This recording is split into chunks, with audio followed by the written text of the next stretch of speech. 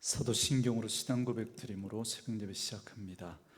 전능하사 천지를 만드신 하나님 아버지를 내가 믿사오며 그 외아들 우리 주 예수 그리스도를 믿사오니 이는 성령으로 잉태하사 동정녀 마리아에게 나시고 본디오 빌라도에게 고난을 받으사 십자가에 못 박혀 죽으시고 장사한 지 사흘 만에 죽은 자 가운데서 다시 살아나시며 하늘에 오르사 전능하신 하나님 우편에 앉아 계시다가 저리로서 산자와 죽은 자를 심판하러 오시리라. 성령을 믿사오며 거룩한 공회와 성도가 서로 교통하는 것과 죄를 사하여 주시는 것과 몸이 다시 사는 것과 영원히 사는 것을 믿사옵나이다. 아멘. 아침에 우리에게 주시는 하나님의 말씀은 사무엘상 28장입니다. 사무엘상 28장 3절에서 25절 말씀까지 우리 말씀 찾으셨으면 한 목소리로 같이 읽습니다. 사무엘이 죽었으므로 온 이스라엘이 그를 두고 슬피 울며 그의 고향 라마에 장사하였고 사울은 신접한 자와 박수를 그 땅에서 쫓아내었더라. 블레셋 사람들이 모여 수넴에 이르러 진침해 사울이 온 이스라엘을 모아 길보아에 진쳤더니 사울이 블레셋 사람들의 군대를 보고 두려워서 그의 마음이 크게 떨린지라. 사울이 여호와께 묻자오되 여호와께서 꿈으로도 우림으로도 선지자로도 그에게 대답하지 아니하시므로 사울이 그의 신하들에게 이르되 나를 위하여 신접한 여인을 찾으라. 내가 그리로 가서 그에게 물으리라 하니 그의 신하들이 그에게 이르되 보소서 엔돌에 신접한 여인이 있나이다. 사울이 다른 옷을 입어 변장하고 두 사람과 함께 갈새 그들이 밤에 그 여인에게 이르러서는 사울이 이르되 청하노니 나를 위하여 신접한 술법으로 내가 네게 말하는 사람을 불러 올리라 하니 여인이 그에게 이르되 네가 사울이 행한 일 곧 그가 신접한 자와 박수를 이 땅에서 멸절시켰음을 아나니 네가 어찌하여 내 생명에 올무를 놓아 나를 죽게 하려느냐 하는지라.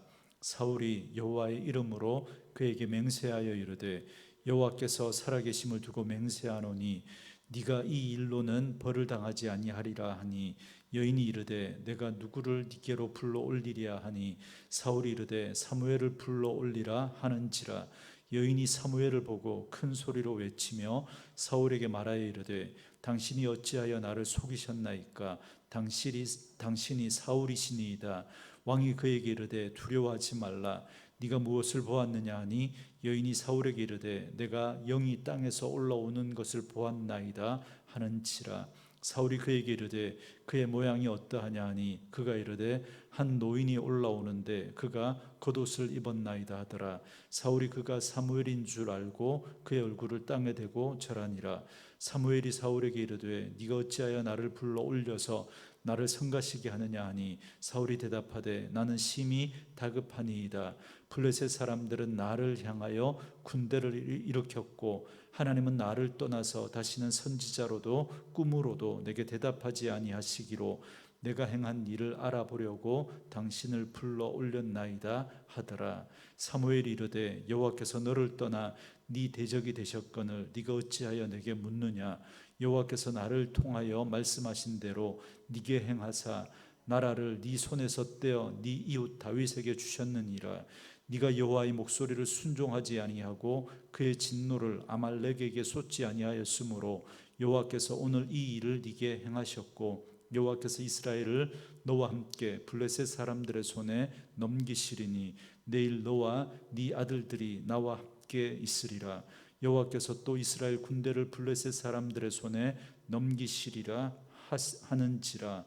사울이 갑자기 땅에 완전히 엎드러지니 이는 사무엘의 말로 말미암아 심히 두려워함이요 또 그의 기력이 다하였으니 이는 그가 하루 밤낮을 음식을 먹지 못하였음이니라.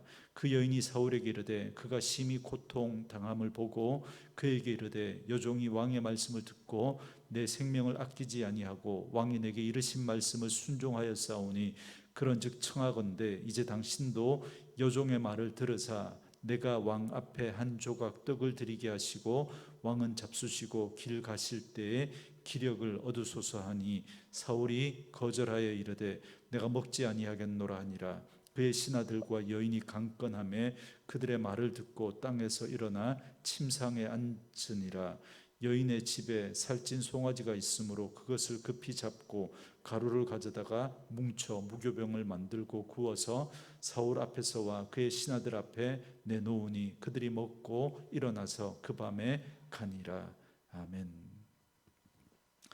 오늘은 함께 읽으신 사무엘상 28장 3절에서 25절 말씀을 중심으로 신접한 여인을 찾아간 사울이라는 제목의 말씀으로 잠시 은혜를 나누겠습니다.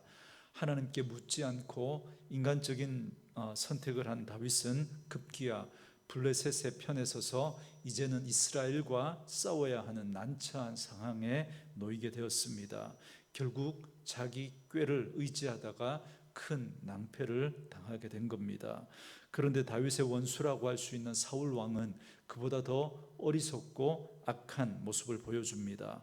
먼저 오늘 본문 3절 말씀해 보시면 본래 사울 왕은 사무엘이 죽었을 당시에 신접한 자와 박수를 그 땅에서 쫓아내었다라는 사실을 말해주고 있습니다. 그러니까 신명기 18장의 말씀을 따라 이런 자들을 다 쫓아내고 이스라엘 땅에서 근절시키는 일을 했던 겁니다.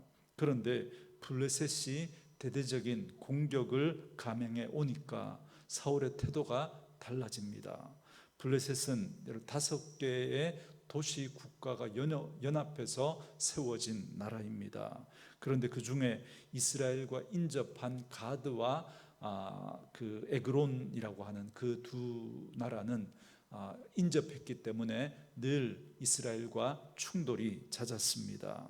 그런데 이번에는 5개 국가가 연합해서 총공격을 하는 겁니다. 그러니까 해변 쪽에 있는, 이스라엘과는 떨어져 있는 해변 쪽에 있었던 아스돗과 아스글론과 가사라고 하는 이 3개 나라까지 이제 합세해서 5개 나라가 총 공격을 감행해 오고 있는 것입니다. 그렇기 때문에 지금 이스라엘은 큰 위기 가운데 봉착을 한 거죠. 그래서 또 블레셋의 입장에서는 그들이 가장 두려워했던 다윗이 지금 아기스의 가드왕 아기스 휘하에 있고 지금 이스라엘에 다윗이 없지 않습니까?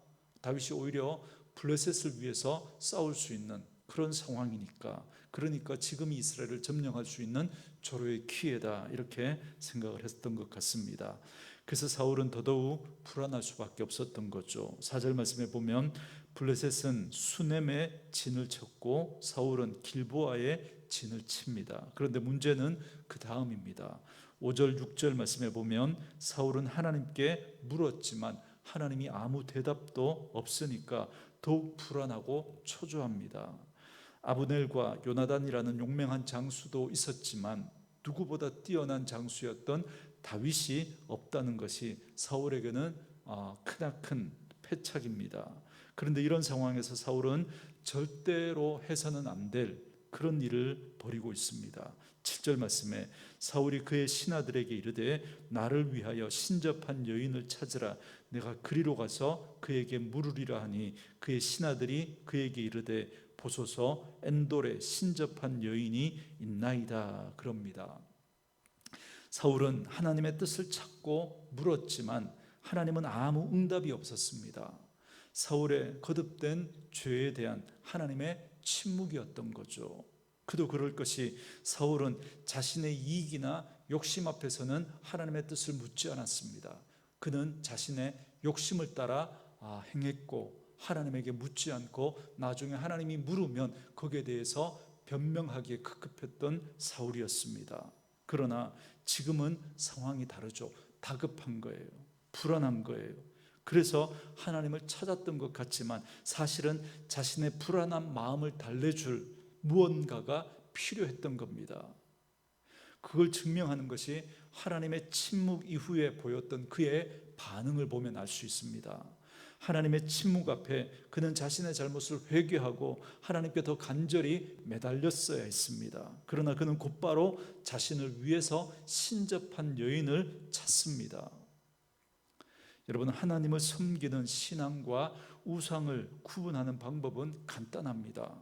사람이 우상을 섬기는 이유는 자기 필요 때문입니다. 그래서 우상이라는 것이 결국은 사람이 깎아 만들고 자기를 위해서 존재하는 것이 우상입니다. 그래서 성경에 보면 항상 우상을 표현하는, 우상을 섬긴다라고 하는 그 말 앞에는 자기를 위하여, 자기를 위하여, 자기를 위하여 이런 표현이 늘 따라 붙습니다. 그런데 만약에 하나님을 섬긴다고 하면서도 자기를 위하여 하나님을 섬긴다면, 자기의 필요와 자기의 욕심과 자기의 유익을 위해서 하나님을 섬긴다면 여러분, 그것도 우상이 될 수 있습니다. 하나님이라고 하는 그런 우상으로 전락시켜버리는 거죠. 그래서 그 하나님은 나를 위해서 존재하는 것처럼 그렇게 전락해버리고 나면 결국 하나님도 우상이 될 수 있는 것입니다. 그래서 결국 사울은 자기의 두렵고 불안한 그 마음 때문에 하나님을 찾았던 겁니다. 그런데 하나님의 응답이 없으니까 곧바로 신접한 여인을 찾았던 겁니다. 그의 신하 중에 한 사람이 사울에게 엔돌에 있는 신접한 여인을 소개합니다. 그래서 8절에 보면 사울은 변장을 하고 신접한 여인을 찾아갑니다. 그리고 죽은 사무엘의 영을 불러올리라고 말합니다.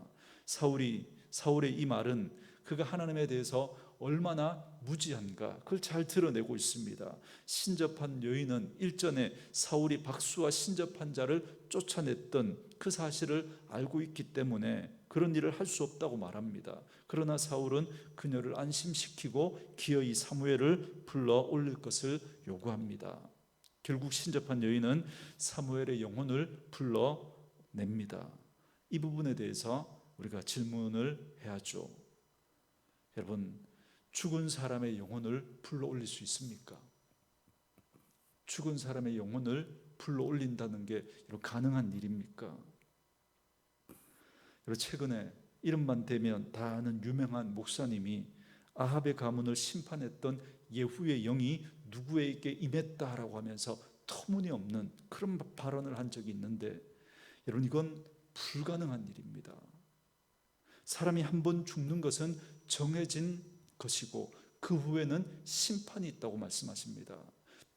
다시는 그 죽은 영혼이 다시 불러 올려질 수도 없고 죽은 사람의 그 영혼이 누구에게 임할 수도 없는 거예요. 그건 이단, 귀신론을 주장하는 그런 잘못된 이단들이 하는 거죠. 여러분, 우리나라의 문화가, 귀신 문화가 그거지 않습니까? 원한을 가지고 죽은 사람이 그렇게 구천을 떠돌면서 그렇게 귀신이 되어서 사람들에게 그렇게 나타나기도 하고, 그런 모습으로 우리 문화가 있으니까, 여러분, 귀신은, 사단은 여러분 거짓말하는 자입니다. 거짓의 압입니다. 그러니까 죽은 영혼을 가장해서 사람들을 미혹하는 거죠. 절대 죽은 사람의 영이 아닌 거죠. 여러분, 분별하셔야 됩니다.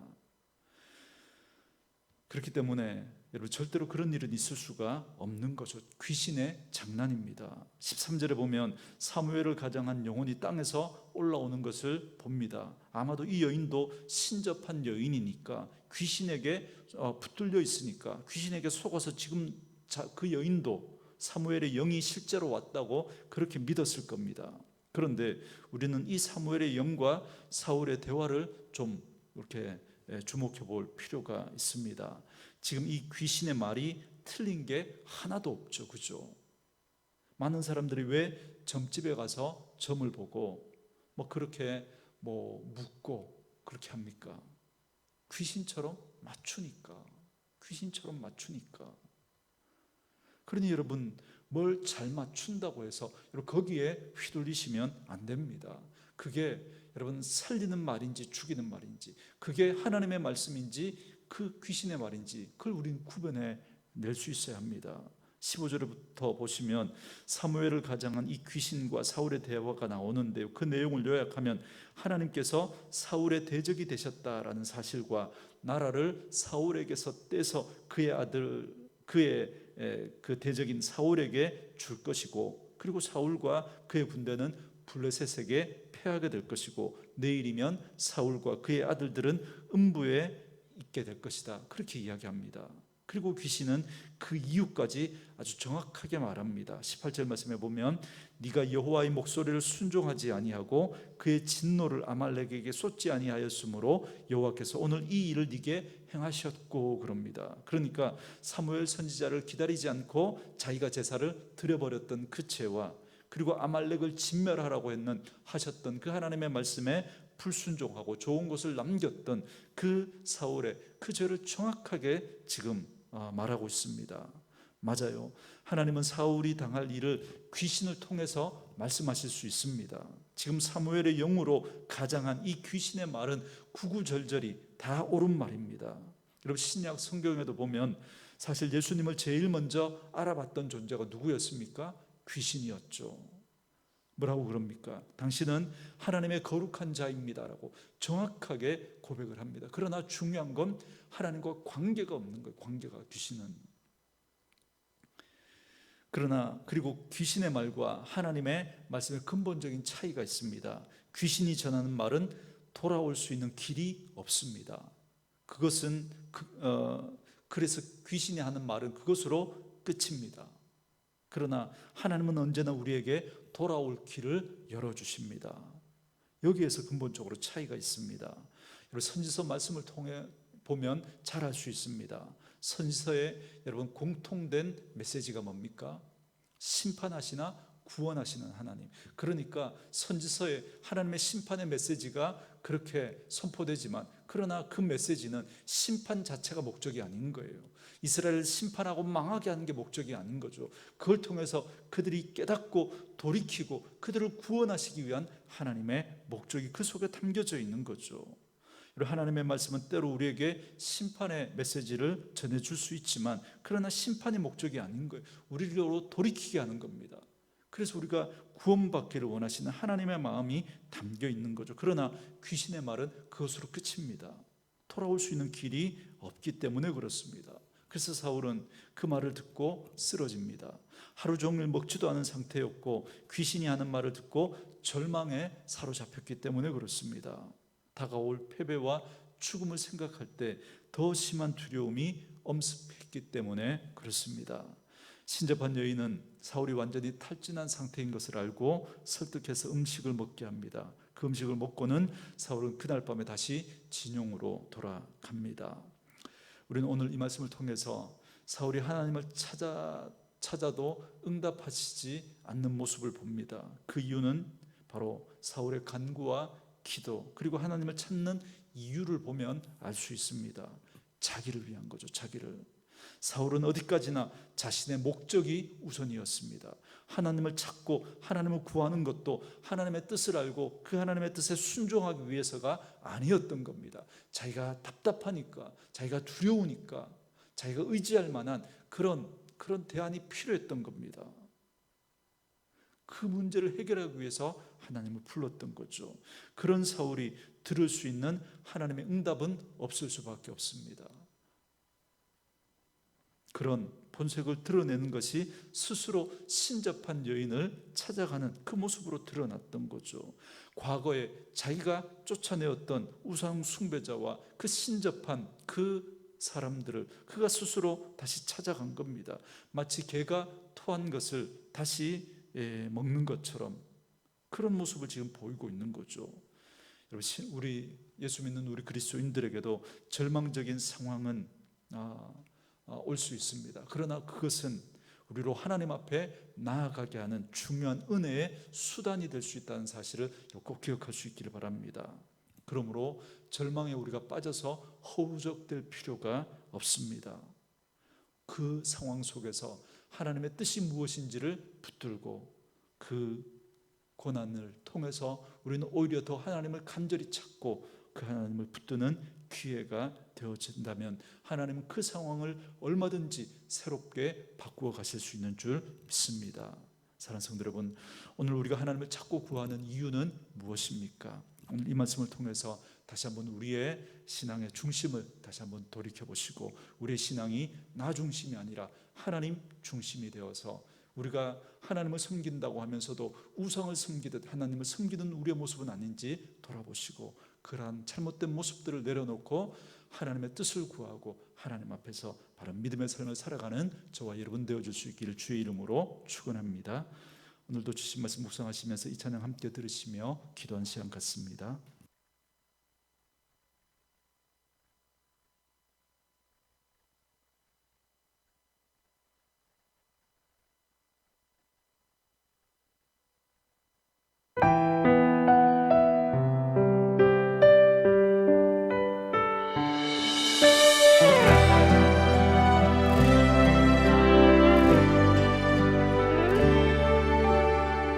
내 백성이 나를 떠나 돌아섰지만